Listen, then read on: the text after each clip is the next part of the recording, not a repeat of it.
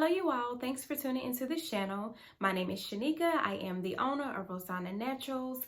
As always, I am glad to have you here, and if you're new here, welcome. On today's segment, I will be speaking to you guys about some very important things that you should do before you start formulating. I will also be going over some helpful tips that has helped me along the way. We're going to go ahead and get right to it. The very first thing that you should do before you start formulating is to figure out your niche.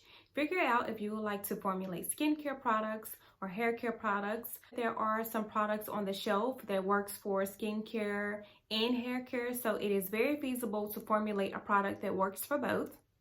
Next, you will need to figure out your target audience. Figure out if you would like to formulate products for kids, for babies, for men, for women. I do know that there are people out there with the condition of alopecia. Also, we do have people out there with dreads. So it is multiple audiences that you can formulate for. It's just up to you to narrow down to which one you would be more interested in. Next, you will need to determine what type of ingredients you would like to use in your products.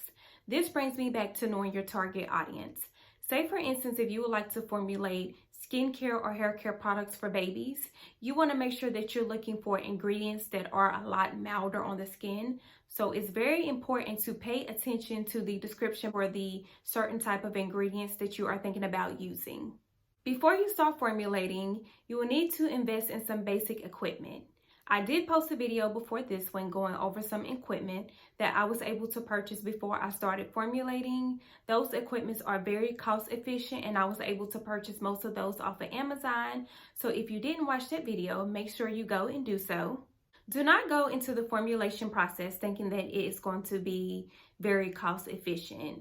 Yes, it can be very cost efficient when it comes to equipment because you can use those over time.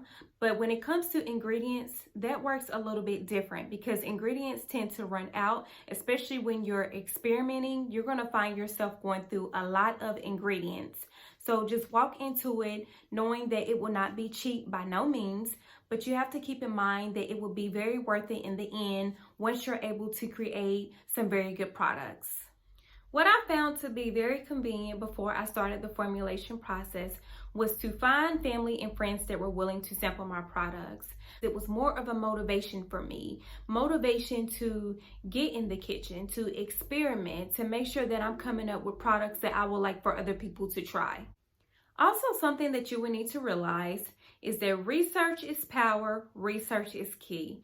Let me say that again. Research is power, research is key. It's very critical that you get online and you do a ton of research. Why? Because you're going to want to know what you're getting yourself into, and also you're going to need to learn more about the formulation process. I know for me, whenever I initially started formulating, there was limited information, but now there is a ton of information out there. You can go on Google. Also, there are plenty of videos out there on YouTube that goes over the formulation process, as well as starting a natural hair care or skincare line. You want to walk into the formulation process with an open mind. And what I mean by that is that it's very easy to get discouraged, especially when you keep going through formulations and they're not coming out the way that you want them to.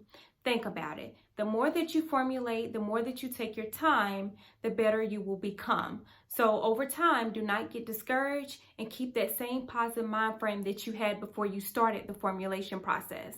Just because you're having failed experiments don't mean that you still cannot formulate a good product. Practice makes perfect. So the more you practice, the more you will start to see your formulation coming together. And that is all that I have for you guys today. If you have any video recommendations, do not hesitate to leave those down below in the comment section.